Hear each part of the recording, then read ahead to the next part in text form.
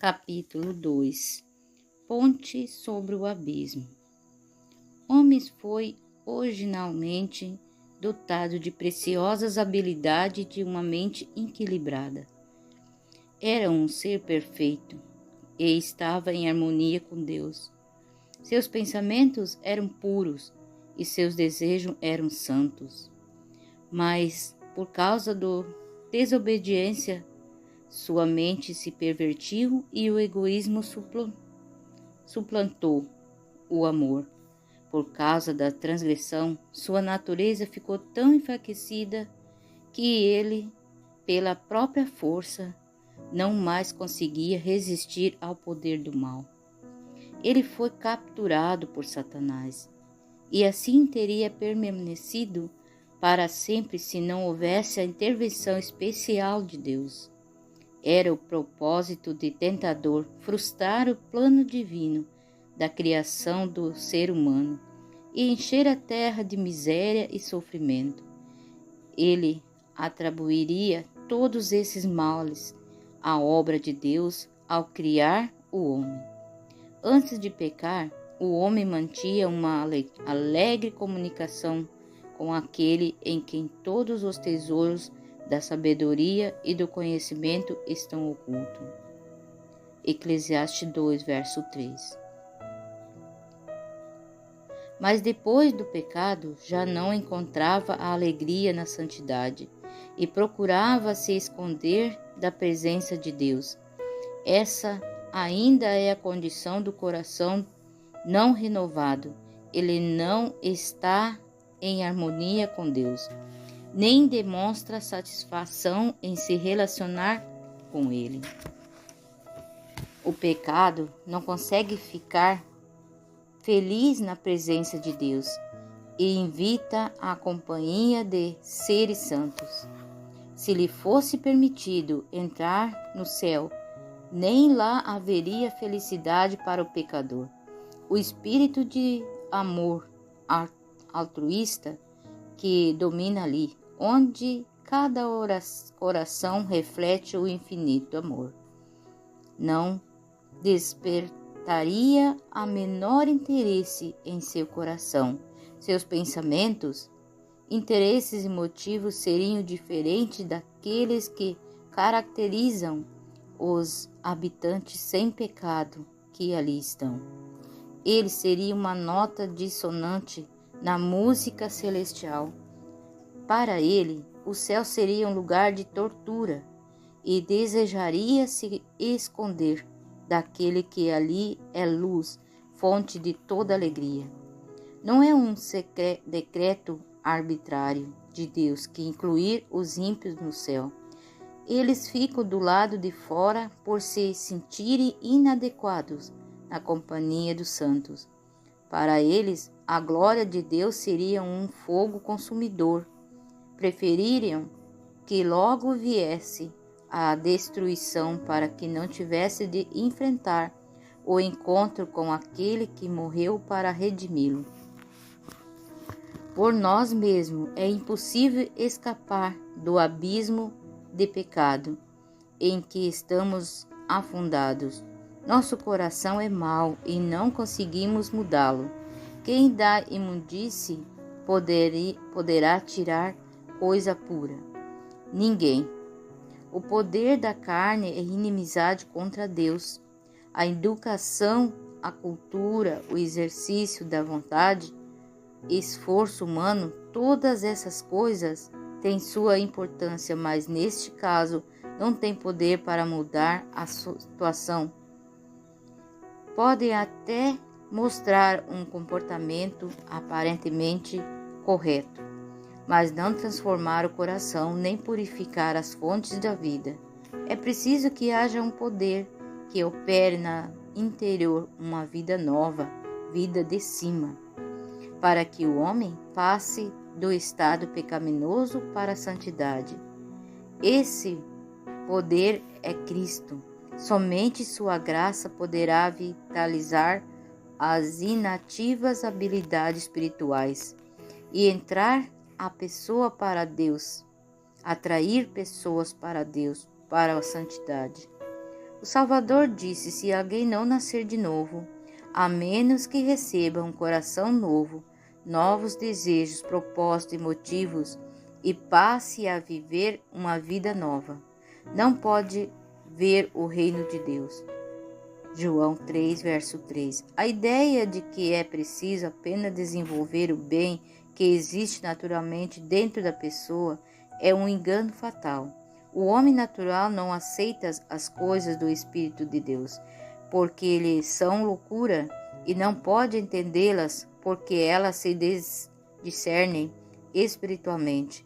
1 Coríntios 2, 14. Não te admires de eu te dizer: importa a vós nascer de novo? João 3, verso 7. Está escrito acerca de Cristo: a vida estava nele e a vida era a luz dos homens. João 1, verso 4.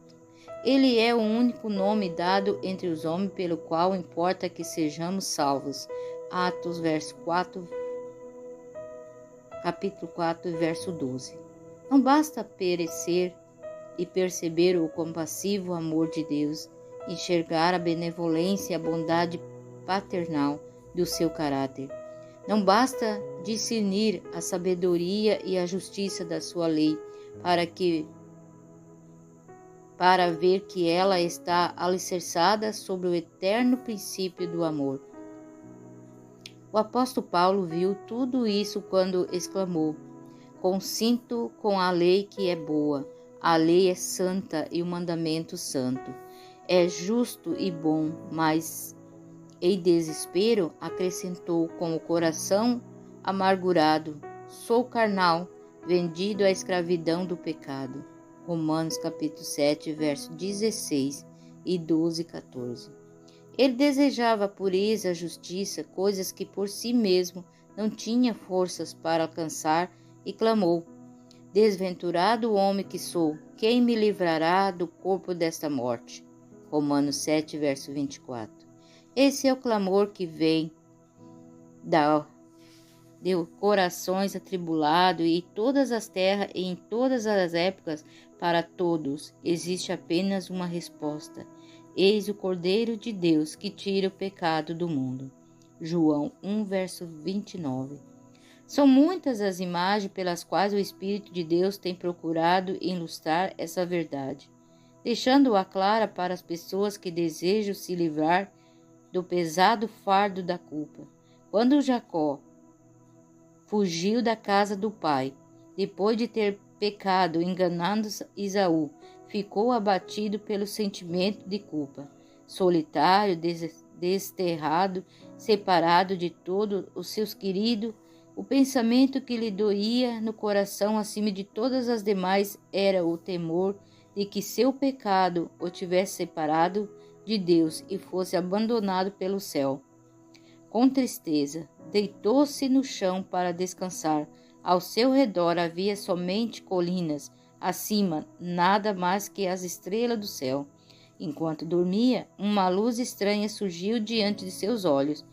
Subitamente, do lugar onde se deitara, viu grandes degraus misteriosos, que pareciam se erguer até os portais do céu. Sobre eles, anjos de Deus subiam e desciam. Das glórias alturas, ouviu-se a voz divina numa mensagem de conforto e esperança. Dessa maneira é que foi revelado a Jacó aquilo que o poderia suprir a necessidade e o desejo do seu coração: um Salvador. Com alegria e gratidão, ele viu a revelação da maneira pela qual ele, um pecador, poderia voltar a comunhão com Deus. A misteriosa escada do céu, sonho representava Jesus, o único meio da comunicação entre Deus e o homem. Essa é a mesma imagem que Cristo utilizou em sua conversa com Natanael, quando disse: vereis o céu aberto e os anjos de Deus subindo e descendo sobre o Filho do Homem. João 1, verso 51. Por causa do pecado, as pessoas ficaram alienadas de Deus e a terra ficou separada do céu, por causa do abismo que se abriu e deixou de haver comunhão entre Deus e as pessoas. Mas por meio de Cristo a terra está outra vez ligada ao céu, com os próprios méritos.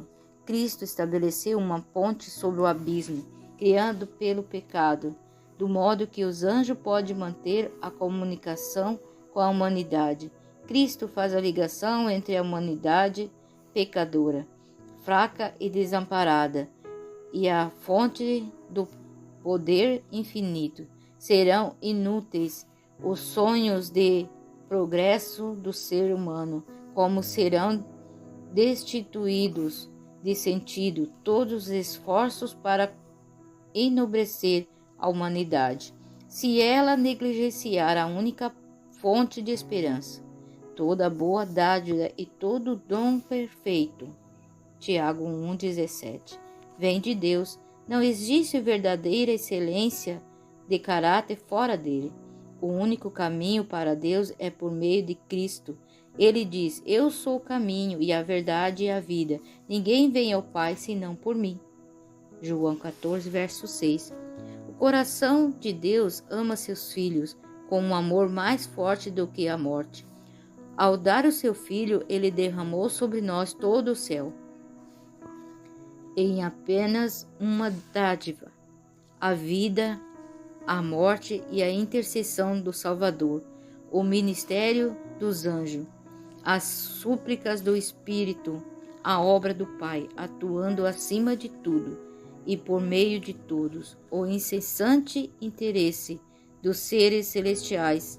Tudo está sendo empregado em favor de redenção da humanidade. Contemplamos o precioso sacrifício que foi feito por nós. Esforçamo-nos para reconhecer o valor do empenho e da energia que o céu está dispensando para buscar os perdidos e levá-los de volta para a casa do Pai. Motivos mais fortes e instrumento mais poderoso não poderiam existir. A grandiosa recompensa de fazer o bem, as alegrias do céu, a companhia dos anjos, a comunhão e o amor de Deus, do seu Filho, enobrecimento e extensão de todas as nossas forças, através da eternidade.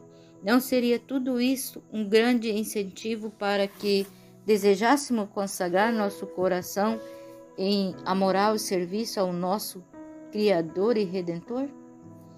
Por outro lado, o julgamento de Deus, pronunciado contra o pecado, inevitável retribuição, a degradação do nosso caráter e a destruição final, são apresentados na palavra de Deus para nos alertar contra o servir a Satanás. Não deveríamos então ter em grande consideração a misericórdia de Deus? O que mais poderia ele fazer? Buscamos, pois, relacionar-nos com aquele que nos amou com maravilhoso amor. Utilizemos os meios que nos farão todos para que sejamos transformados à sua semelhança e restaurados à comunhão com os anjos ministradores e à harmonia e comunhão com o Pai e o Filho.